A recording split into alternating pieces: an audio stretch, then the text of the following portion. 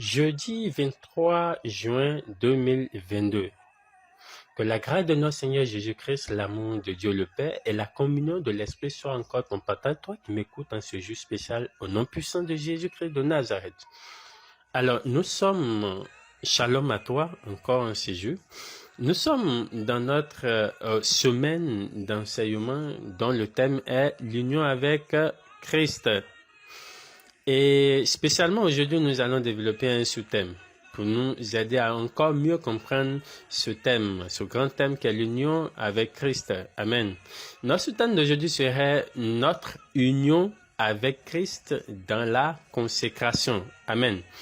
Père, je prie que tu prennes le contrôle de ce moment. Je prie, comme tu l'as fait jusqu'ici, que tu continues encore à une dimension autre, à nous enseigner, à nous vivifier et à nous fortifier, à nous conduire dans ta vérité tout entière au travers de ton esprit. Ne nous laisse pas orphelins, ne nous laisse pas loin ne nous laisse pas dans l'ignorance. Mais conduis-nous dans ta vérité tout entière encore un séjour, par la gloire de ton Saint-Nom, au nom de Jésus-Christ de Nazareth. Amen. Alors, tu vas prendre rapidement ta Bible avec moi dans le livre de Jean 17, 1 au verset 19. Je vais utiliser la version parole vivante. Amen. Alors, il dit, je lis la parole de Dieu, et je me consacre moi-même entièrement à toi, pour eux, pour qu'ils soient à leur tour, vraiment consacré à toi. Parole du Seigneur. Il dit, je me consacre et je me consacre moi-même entièrement à toi pour eux, pour qu'ils soient à leur tour vraiment consacrés à toi. Amen. Ok. Le Seigneur Jésus se consacre entièrement au Père pour nous, afin que nous aussi, nous soyons entièrement consacrés à Dieu. Amen. Le but du Seigneur est clair dans ce passage. C'est que nous nous consacrons entièrement au Père. Et pour une consécration parfaite, pour une consécration qui a de l'importance, pour une consécration sans défaut, nous devons suivre un exemple famille. Et l'exemple parfait que nous pouvons suivre pour parvenir à une consécration qui plaise à Dieu, c'est l'union, c'est la consécration à l'exemple de Jésus-Christ. Amen. Amen. Donc, nous allons voir à l'exemple de Jésus-Christ, qui s'est consacré pour nous, comment nous aussi nous pouvons nous consacrer pour les autres. Amen. Et cela est important. La Bible dit dans le livre de 1 Jean 3, verset 16, comme ça, il dit, nous avons connu l'amour. Oui, nous avons connu l'amour en ce qu'il a donné sa vie pour nous. Nous aussi, nous devons donner notre vie pour les frères. C'est en cela nous avons connu l'amour. Jésus pouvait dire comme ça, le degré le plus grand de l'amour, c'est de donner sa vie à ceux qu'on aime. Amen.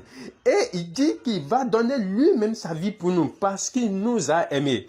Et ce passage nous dit, le fait que tu connais l'amour, et le verbe connaître, j'aime beaucoup, remplacé par l'intimité. Ok? Donc, le fait d'être entré dans l'intimité de l'amour, autrement dit, d'être entré dans l'intimité de Jésus-Christ, alors tu dois pouvoir, à l'exemple de Jésus-Christ, donner ta vie pour les autres. Amen.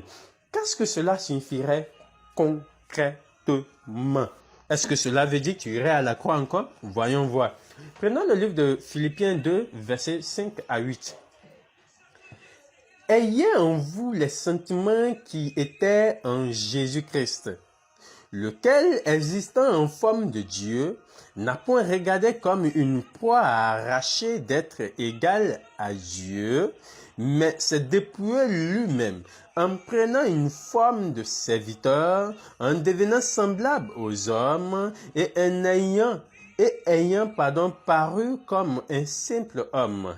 Il s'est humilié lui-même, se rendant obéissant jusqu'à la mort, même jusqu'à la mort de la croix.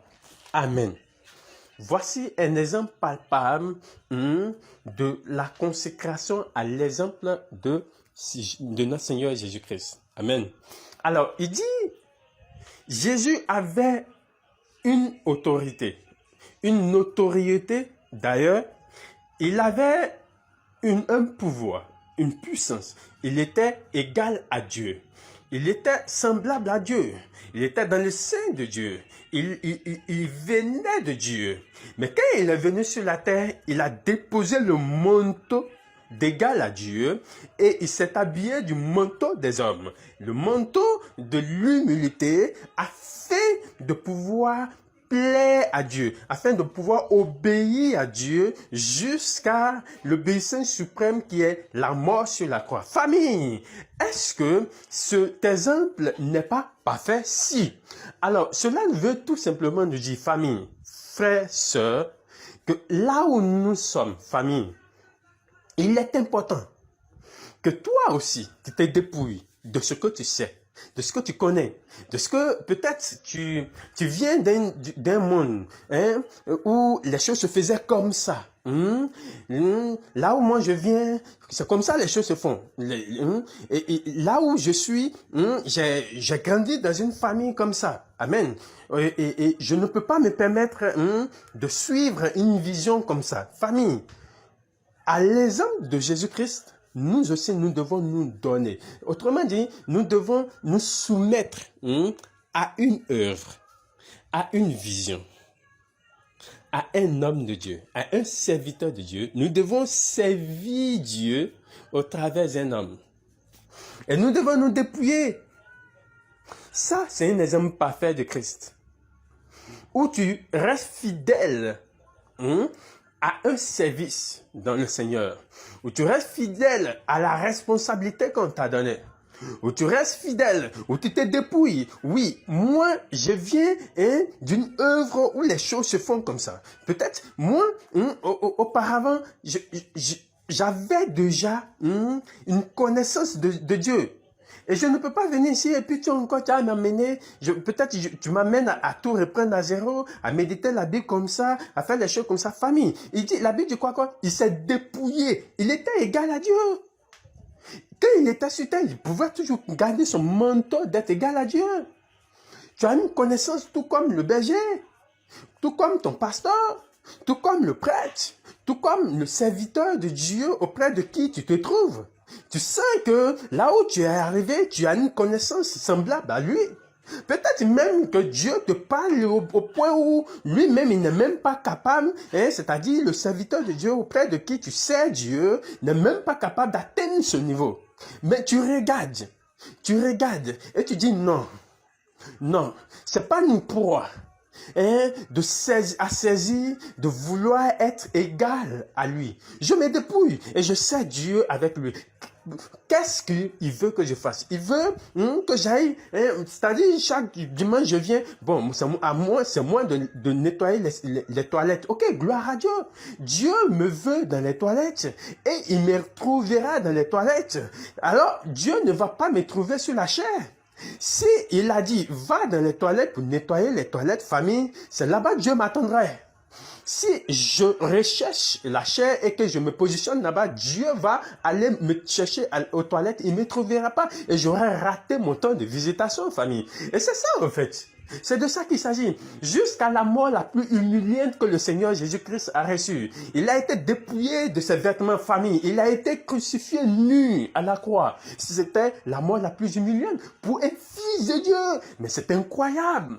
La terre même n'a pas pu supporter cette image. Le soleil ne pouvait pas regarder cette image. La Bible dit qu'à partir de 15 heures, il y a eu une obscurité sur toute la terre. La terre même ne pouvait pas regarder, ne pouvait pas observer cette image humiliante pour son créateur. Il était obligé de se retirer. C'est une réalité. Mais aujourd'hui, famille, il nous faut également, là où nous sommes arrivés, de servir Dieu sincèrement, auprès d'un homme, auprès d'une personne. Si Dieu te conduit dans une œuvre, pour que tu le serves, tu dois te dépouiller de tes connaissances. Tu dois te dépouiller de ce que tu penses connaître. Tu dois te dépouiller de ce que tu penses savoir. Voilà un exemple à suivre de Christ. Amen. Alléluia. L'autre chose également, c'est de pouvoir suivre les traces de Christ. Amen. Nous pouvons marcher sur les traces de Christ. Excusez-moi. Le livre de 1 Pierre, 4, verset 1 nous dit comme ça. Il nous dit comme ça, à partir du verset 1, on va prendre du verset 1 Pierre 4, je répète, 1 Pierre 4, verset 1, on va prendre verset 1 à 2, comme ça, ok? On prend verset 1 à 2 rapidement. Ainsi donc, parole du Seigneur, ainsi donc, Christ ayant souffert dans la chair, vous aussi aimez-vous de la même pensée, car celui qui a souffert dans la chair en a fini avec le péché, afin de vivre non plus selon les convoitises des hommes, mais selon la volonté de Dieu, pendant le temps qui lui reste à vivre dans la chair. Amen. Il dit quoi? Que ainsi donc Christ ayant souffert dans la chair, vous aussi aimez-vous de la même pensée, car celui qui a souffert dans la chair en a fini avec le péché, afin de vivre non plus selon la convoitise des hommes, mais selon la volonté de Dieu. Et ça, c'est un gros secret qu'il nous révèle. Excusez-moi. C'est un gros secret. Il dit, aimez-vous de la même pensée. Qu'est-ce que cela veut dire? Vous savez, souvent, nous sommes tellement habitués à cet évangile, de bling bling, cet évangile où, normalement, voilà, aucune attaque de l'ennemi devrait m'atteindre. La Bible dit que, ils te combattront. Ils te combattront, mais ils ne te vaincront pas. Ils vont te combattre. Ça, c'est tout à fait clair. Nous devons nous armer de cette pensée, de ce que, il est possible que le Seigneur permette que certaines choses m'arrivent. Il est possible que le Seigneur permette que je souffre dans ma chair. Jésus-Christ, à Gethsémane, pouvait s'asseoir. Il est là, il dit, Père, si tu pouvais éloigner de moi cette souffrance, mais non pas selon ma volonté, mais selon ta volonté, Seigneur. Vous voyez, le Père a permis qu'une souffrance puisse venir sur lui. Il pouvait dire, je suis fils de Dieu, il ne veut pas permettre que les ténèbres puissent m'avoir. Frère, c'est au diable que Dieu a livré Jésus. Soyons clairs, c'est au diable que Dieu a livré Jésus. Jésus pouvait dire non, mais je ne pouvais pas permettre cela. Frère, il y a certaines situations qui peuvent arriver. Nous devons suivre ces traces du Christ. Il y a certaines situations qui peuvent arriver. Il y a certaines situations qui peuvent nous tourmenter. Il y a certaines attaques qui peuvent venir de notre chair. J'en ai vécu jusqu'à ce que le sang coulait souvent dans mes narines. Mais je regardais et j'avais confiance en Dieu. Je disais, Seigneur, je te rends gloire parce que je sais une chose, c'est que l'on devient maître de ce qui a triomphé de soi. Ok, si tu me fais grâce de triompher de cette situation, je deviendrai maître de ce démon. Si je n'ai pas murmuré pendant ce temps de souffrance, alors je deviendrai maître de cette situation. Je pourrais soutenir mes frères, parce que pendant ce temps difficile, je sais que tu vas me consoler, et de la consolation que j'aurai reçue, alors je pourrais la porter également aux frères. Et c'est de ça qu'il s'agira. C'est de ça qu'il s'agira, de marcher dans les traces de Christ. Amen. L'autre chose de marcher selon les traces de Christ, c'est également, comme Romains 12, verset 1 à 2 le dit, il dit, je vous exhorte donc, frères, par la compassion de Dieu, à offrir vos corps comme un sacrifice vivant, c'est agréable à Dieu, ce qui sera de votre part un culte raisonnable. Ne vous conformez pas au siècle présent, mais soyez transformés par le renouvellement de l'intelligence, afin que vous discerniez quelle est la volonté de Dieu, ce qui est bon, agréable et parfait. Et j'aimerais commencer par le dernier verset, c'est-à-dire, si vous discernez quelle est la volonté de Dieu, ce qui est bon, agréable et parfait, alors marchez-y. Marchez-y. Si tu discernes que cette situation, c'est pour la gloire de Dieu, alors accepte ça. Si tu discernes que cette situation est pour la gloire de mon Père, de celui qui est allé à la croix pour moi, alors je prends cette situation et j'y marche là-dedans. Alléluia. Je marche là-dedans. Amen. Et je devrais accepter, tout comme le Seigneur Jésus. Vous savez, un fils de Dieu, ceux qui on crache sur le visage. Bon, je ne comprends pas quoi. En fait, un fils de Dieu, donc, regardez, il a souffert d'abord de la calomnie. Ok? De la calomnie, de la méchanceté, de toutes sortes d'injures au cours de son ministère. Il a souffert encore dans sa chair. Tout ça, c'est la souffrance dans sa chair. Ok? C'est-à-dire quoi? Il mortifie sa chair. C'est-à-dire quoi? Et ce qui est intéressant, il ne murmurait pas. Il ne murmurait pas. Il ne répliquait pas. En fait, la chair fonctionne comment? C'est que la chair n'aime pas tout ce qu'on envoie tout ce qui peut toucher son ego, tout ce qui peut toucher ton ego, ok? Donc, quand ça vient et ça touche ton ego, ta chair te dit, oh, répliquons. Et Christ se taisait. Au point où Pilate pouvait dire, mais tu ne vois pas tout ce qu'on dit sur toi, tu ne dis rien. Et il n'ouvre pas la bouche. Parce que quoi? Il devait mourir. Il devait donner sa vie. Il devait mourir à la chair. La Bible dit, offrez vos corps en sacrifice vivant, saint et agréable à Dieu. Cela ne veut pas dire forcément, voilà, va mettre du feu sur toi, non. Mais quoi faisant? Accepte souvent certaines injures, certaines calomnies, sans toutefois répliquer. Regarde, tais-toi, bénis Dieu. On dit beaucoup de choses sur toi, tu as entendu qu'ils sont allés dire à telle personne telle chose sur toi. Tu écoutes et tu grandes gloire à Dieu, c'est Dieu qui te justifie. Pourquoi maintenant je vais aller appeler la personne pour dire, ah non mais tu sais frère, la situation s'est passée comme ça, vraiment comme ça. Non, je n'ai pas à me justifier.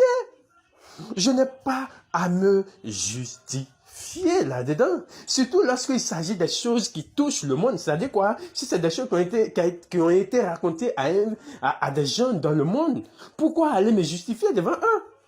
Amen. Alléluia. Acceptons souvent que notre chair se mortifie. Acceptons de sacrifier notre chair, et d'apporter un fardeau à notre chair. Cela est important. Nous pouvons suivre les traces de Christ au travers de ça aussi, famille. Nous pouvons suivre les traces de Christ au travers de ça. Amen. Alléluia. Alléluia. L'autre chose également, c'est que nous pouvons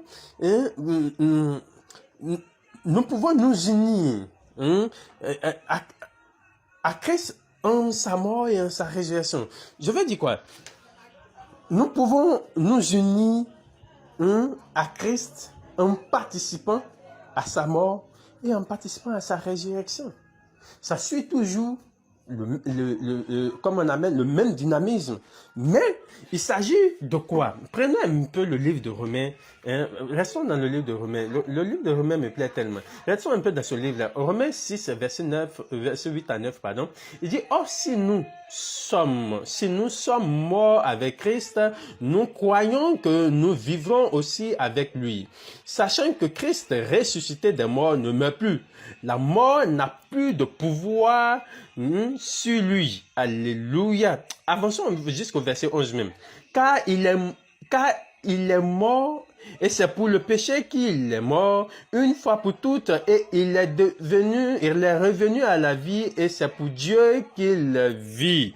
Ainsi, vous-même, regardez-vous comme mort au péché et comme vivant pour Dieu en Jésus-Christ. Alléluia. Il dit quoi? Il dit, ainsi vous-même, regardez-vous comme mort au péché et comme vivant pour Dieu en Jésus-Christ. Mais regardons un peu le verset 8. Soyons un peu pratiques. Il dit, oh, si nous sommes morts avec Christ, nous croyons que nous vivrons aussi avec lui. Alléluia. C'est quoi au fait mourir en Christ? C'est quoi au fait être mort en Christ? Mourir en Christ, c'est de mourir au péché, en fait. Mourir en Christ, le dernier verset dit quoi? Dernier verset de ce que nous venons de lire, au verset 1, il dit, ainsi vous-même, regardez-vous comme mort au péché. Amen. Donc, mourir en Christ, c'est de mourir au péché. Bon, c'est quoi mourir au péché? Vous savez, la Bible dit, mon peuple périt par manque de connaissance. Autrement dit, c'est comme, la Bible dit, la révélation de ta parole, quoi, est claire. Elle donne de l'intelligence au simple. Amen. Souvent, j'aime bien quand on rentre dans les petits, on essaie d'expliquer terre à terre les choses. Ça permet de comprendre. Souvent, nous connaissons de gros mots dans la Bible. Nous connaissons des versets bibliques, gros comme ça. Mais à vrai dire, le fait que nous ne savons pas vraiment ce que ça veut dire, nous avons du mal à les pratiquer. Amen. Quand on dit mourir en Jésus, mourir en Christ, c'est rien d'autre que de mourir au péché. Et c'est quoi mourir au péché, au fait? C'est de mourir au désir de la chair. Bon. Ça veut dire quoi? Ça veut dire tuer les désirs de la chair. Ça veut dire qu'il faut tuer les désirs de la chair. Amen. C'est juste ça. Mais comment tuer les désirs de la chair? Nous en avons parlé un peu hier et j'aimerais revenir un peu dessus encore. Tuer les désirs de la chair, c'est de pratiquer la discipline, ce que j'appelle la discipline spirituelle. C'est quoi la discipline spirituelle? Ça consiste à quoi, au fait? La Bible dit quoi? Marchez selon l'esprit et vous n'accomplirez pas les désirs de la chair. Car les désirs de la chair sont contraires aux désirs de l'esprit. Autrement dit quoi? Autrement dit, marchez selon les désirs de l'esprit et vous n'accomplirez pas les désirs de la chair. Vous voyez? Ça veut dire que celui qui reçoit le Saint-Esprit, celui en qui le Saint-Esprit demeure, a deux désirs. Ok? Mais celui-là devrait discerner les désirs de la chair et les désirs de l'esprit. Je crois que ça ne serait pas compliqué à discerner, de savoir que, oh non, ça c'est la chair qui me demande de faire ça. Ah non, ça c'est l'esprit qui me demande de faire ça. Amen. Là où ça devient trop compliqué, tu peux poser la question si c'est un besoin ou bien, voilà, c'est un désir. Ça va beaucoup t'aider. Comme le berger en a parlé la dernière fois. Alors, si tu arrives à discerner les désirs de la chair des désirs de l'esprit, ok, et dès que les désirs de l'esprit se manifestent, automatiquement tu te lèves pour les obéir, tu te lèves pour les obéir, tu te lèves pour les obéir, qu'est-ce que tu fais en fait? En fait, tu tues la puissance, tu purifies ton âme en fait, ok? Tu tues la puissance des désirs de la chair. Ok? Tu neutralises les désirs de la chair. Ok? Tu neutralises en fait les désirs de la chair et tu ordonnes, tu demandes à ce que ton âme ait un réflexe d'obéir directement aux désirs au désir de l'esprit. Tout simplement. C'est ce que ça veut dire. Quand tu pratiques la discipline spirituelle, c'est-à-dire quoi? C'est-à-dire dès que le Saint-Esprit, le désir de l'Esprit naît en toi de faire tes choses, tu es là souvent, tu as une forte envie de prier. Tu te mets à prier, peu importe là où tu es. On s'en fout de ça, frère. Tu es là, tu as une forte envie de méditer la parole. Mon frère, ouvre la Bible, lis-la. Tu es là, tu as une forte envie de faire du bien. C'est-à-dire, mets la main dans la poche et donner de l'argent à tel. Obéis radicalement. Ok? Et autre chose encore, c'est pas seulement lorsque le désir de l'esprit se manifeste, obéir rapidement. Ça configure ton âme à obéir aux choses de l'esprit, à se tourner vers l'esprit au fait. Ok? Et ça tue les désirs de la chair. Puisque tu n'obéis plus aux désirs de la chair, mais c'est plutôt au désir de l'esprit que tu obéis, les désirs de la chair se taisent au fait. C'est ça, en fait, tuer les désirs de la chair. Vous comprenez?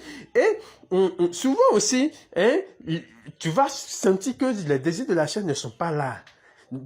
Excuse-moi, je vais dire, les désirs de l'esprit ne sont pas là. C'est-à-dire, tu ne sens pas les désirs de l'esprit, mais c'est plutôt les désirs de la chair qui se manifestent beaucoup. C'est simple. Lorsque la chair te demande de faire tes choses, tu sens que ça là, tu discernes. Lorsque tu arrives à discerner que ça, sont les désirs de la chair, tu remplaces par le contraire. Tu remplaces par le contraire. C'est-à-dire quoi? Il demande à ce que tu sortes, que tu t'asseyes à la voisine pour critiquer le voisin, ou bien pour critiquer le pasteur. C'est-à-dire, il te demande d'appeler la soeur ou bien le frère pour critiquer la décision du pasteur, du berger, en tout cas du serviteur de Dieu. Et tu es là, tu dis, non seulement on va pas faire ça, mais on va prier pour le pasteur. On va prier pour le berger. On va prier pour le prêtre. On va prier pour telle personne. Vous voyez, tu tues les désirs de la chair. Tu tues ça sur le champ. Amen. Et quand c'est comme ça, la chair se tait. Peu à peu. Peu à peu. Peu à peu. Et à un moment donné, tu ne sens plus ces désirs-là. Tout simplement. Donc, quand il dit comme ça, de mourir, quand il dit, au verset 8, il dit, oh, si nous sommes morts avec Christ, nous croyons que nous vivons aussi avec lui. Amen. Donc, autrement dit, quand tu tues ces désirs de la chair, les désirs de la vie, autrement dit, les désirs de l'esprit, naissent naturellement en toi et tu peux les accomplir. Amen. Donc, quand il dit, au verset 11 comme ça, ainsi vous-même, regardez-vous comme mort au péché, comme mort au péché et comme vivant pour Dieu en Jésus-Christ. Voilà. Désormais, quand tu as accompli ça, tu es mort au péché. Tu vis pour Dieu, puisque les désirs qui naissent en toi sont les désirs de Dieu. Amen. Au verset 5 comme ça, voyons toujours le chapitre 6 de Romains, au verset 5. Il dit, en effet, si nous sommes devenus une même plante avec lui par la conformité à sa mort, nous le serons aussi à la conformité à sa résurrection. Et c'est de ça qu'il s'agira. Que la main du Seigneur soit sur toi, que la faveur de Dieu soit sur toi et que le Seigneur te conduise à l'union parfaite par la consécration au nom puissant de Jésus. Amen.